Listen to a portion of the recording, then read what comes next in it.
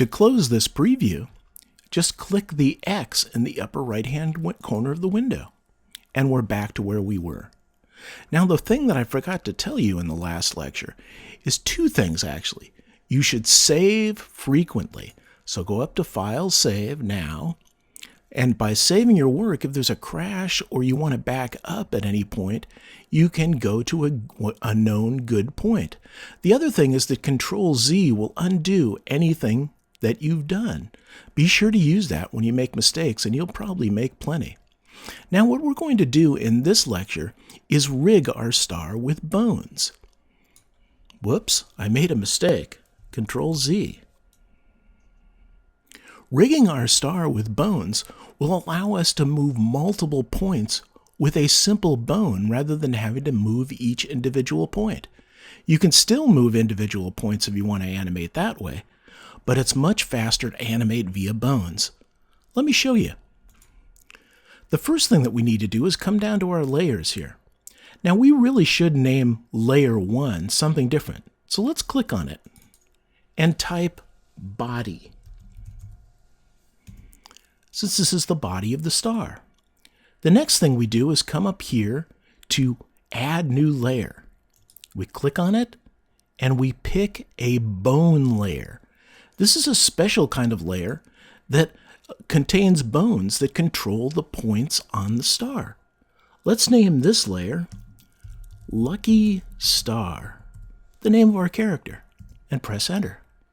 Now what we want to do is grab the body layer and scroll up holding the left mouse key until Lucky Star is highlighted. That means we're dragging the body layer in to the bone layer. The bone layer contains all of the graphic elements that are going to be controlled with its bones. Now we select the bone layer, make sure that we're on frame 0, and we're ready to start rigging. Notice that your tools have changed over here on the left because we're now adding bones or rigging, and it recognizes that. We're going to use the Add Bone tool. Now, the first bone that we're going to install just controls the placement of the star. It's known as the root bone. And what we'll do is come down somewhere to the point of its feet, and in the middle, click and hold down the mouse button and drag up into somewhere around the center of the star. There, we've added a bone.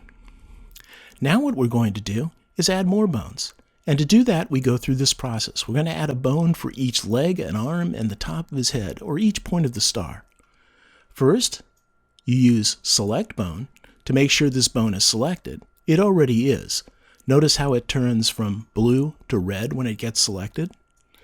Then we'll click on Add Bone, and we'll drag from the tip of this bone down into the lower left star point.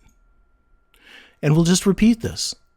Select bone, select that root or anchor bone, do an add, and pull this bone out into this peak. Click, select, add bone, drag. Notice how the bone kind of snaps in there to match up with the other bones. Now, bones don't need to touch, but in this case, it's doing that for us. And here we stretch this bone out in this direction. We select the bone, go here, say Add Bone, and pull that bone down into this leg.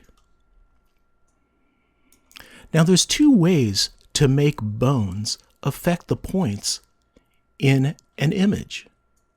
We're going to use the first technique, which is bone strength.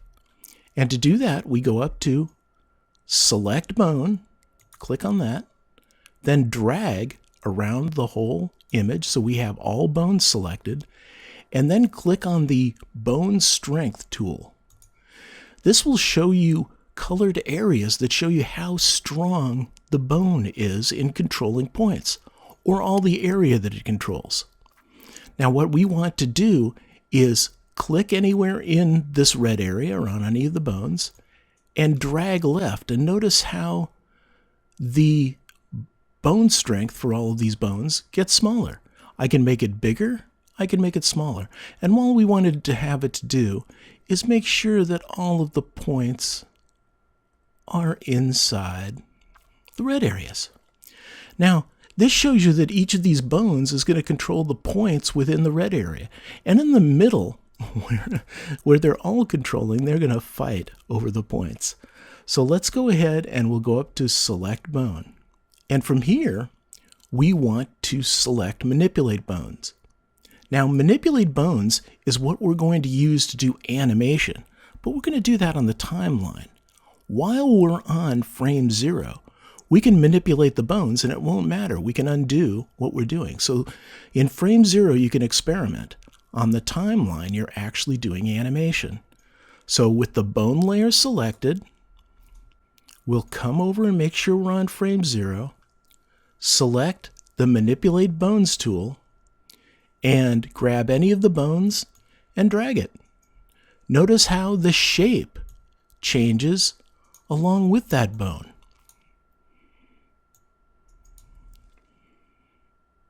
Now, once again, we're not doing animation at this point because we're in frame 0. If I click into the timeline and then click back to frame 0, that clears the animation. And that's rigging.